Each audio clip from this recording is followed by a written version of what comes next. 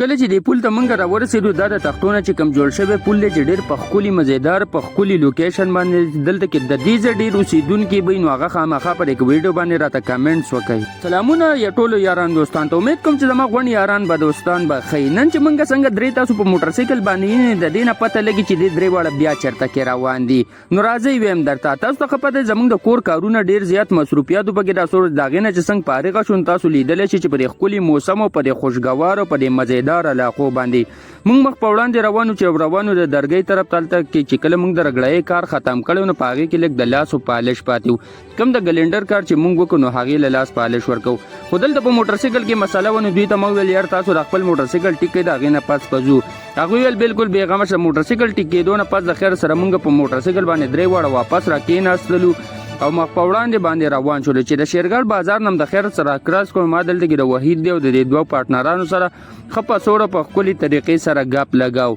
تر دې چې دوی ته ما ویل یاره تاسو بس په لاره کې څه خورئ او که نه. هغوی راته ویل چې مونږ هېڅ هم نه خورو خو چې د کار ختم شي چې د دې حاجي صاحب نم دماغ فارغه شي. تر دې چې مونږ دلته کې د درګۍ بازار ته راووختو په دې ټرن کې م د بل سایډ ته موټر سایکل راوړو ځکه چې په دې محله کې به اوس مونږ ځو مخکې په دې محله کې چې کم کار مونږ کړی دی تاسو خو د دې نه مخکې په ویلاګزو کې ما ښودلی چې دا پول مې هم پکې راغیستی چې د تختو نه جوړ شوی پول دی چې ډېر په ښکلي او په مزیداره سیندرۍ باندې راځي چې د حد نه سیوا سره د تعریف محتاج نه دی. نو دې وړوکي شان محلې ته مونږ رالو چې پکې یو خاندان اوسېږي مخامخ چې کوم اخیری کور کې د لاسو پالش پاس بدل ته ورته مونږ وروړه ورته ولاړو انتظار مو ته کوو تر دې چې هغه حاجي صاحب راووته او هغه راته ویل راځئ. نو بس تاسو لیدی چې مخامخ چې کوم خړو کپړو والا ولاړ دغه حاجي صاحب دی چې ماشاءالله د دوه چاته کور جوړ کړی چې ډېر زیات ښکلی او ډېر زیات مزیدار دی. بس تر دې چې مونږ بره راوختو تاسو لیدی چې ماشاءالله د رګړۍ کار خو ماشاءالله یو په ډبل چمک شروع کړی څومره چې زموږ د رګړۍ د کارونو وخت کېږي نو هغومره د دې یو چمک یو په ډبل کېږي. خوله رانه ډېره زیاته تلې وه ځکه چې مونږ د لاسو پالش وکړه هغه لږ سړی ستړی کوي د نورو پارټنرانو هم د خوله ډېره تلې وه. تر دې هغه حاجي صاحب ویل تاسو بوتل موتل وڅکئ بوتل موتل هم وڅکو د خیر څه دغه ځای نه په واپسۍ کې راووتلو